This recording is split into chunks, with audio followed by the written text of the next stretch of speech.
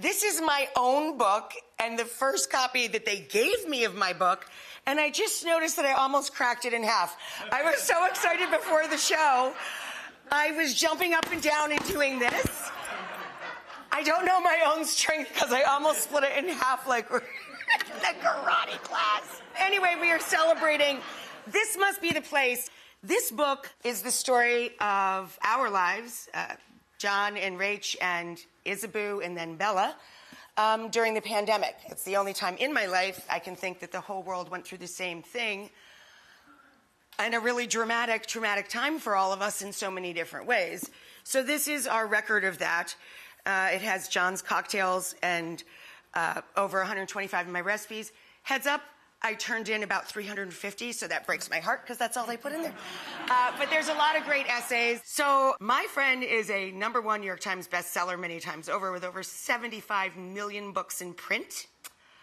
He is back today to interview me, and we literally stole him from his set of his latest project. He's filming The Shelter for Amazon. Please welcome back to our show, Harlan Coben. I love this book. Thank you very much, Harlan. It's so great. I mean, look how beautiful this book is made. But let's talk about this book, because it's great on so many levels. First of all, don't read it when you're hungry, because the recipe's incredible. But let's start in March of 2020, when the world started to close down. And you actually said in this book you felt a little anxious, and I think you used the term, like the boogeyman was coming, or something like that. Yeah, you know, we're very open people on the show and have been. This is our 16th year. But this is going back so far now, more than 20 months ago, when John and I first went home and realized that we had to finish fulfilling the order of television shows, and the only way for that to happen was to be at home where we could only, it's just the two of us, right. two people, and at the time, our beloved Isabeau. And, oh my God, that freaks me out. That's my house. That house burned down. That's why that freaks me out a little bit. So we felt like when we crossed that line, we felt lost. We felt like the boogeyman had come to the door, because that was our quiet place. That was the place where John would play music, where we would bring our closest, dearest friends and our immediate family. And that was like, you know, when you're playing hide and seek or you steal home base or something, that was our home. And it just was such a trip to cross that line, because people had asked to film there and be a part of it and come inside of it for so long, and we had never done that. So after, 14, 15 years that we had the house, it was weird to go over that threshold. You say in the book, you use the term get real, got real.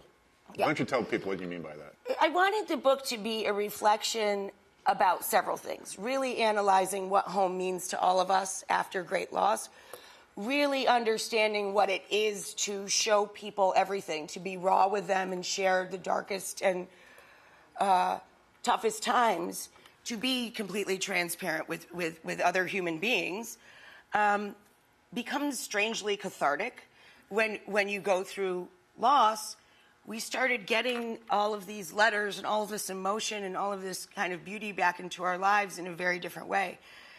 And John and I also went through really,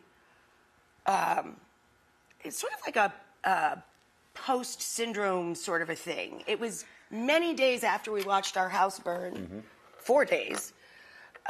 It burned for 2 days, and then a big beam fell and crushed the pizza oven, which I thought had survived like a week later. We went a little insane, too, in that there's two people for 20 months just working with each other around the clock. But we also went insane in just letting everything go. Like everything, all the baggage burned with the house. I mean, a lot of good stuff burned with the house, too. But this is actually how great. I think the reason you did it from your show was also you need to, this is your audience, and you need to stay with them. And you opened yourself up in a different way for them, I think, than you've ever had before. And it makes the show stronger. And they did it back. When we lost the house and when we lost Isabeau, the love that we got from folks, like making us quilts and sewing their thoughts into the quilts, you know, knitting blankets, telling us their story, sharing their loss and what, you know, similar things that happened to them in their lives. It was beautiful.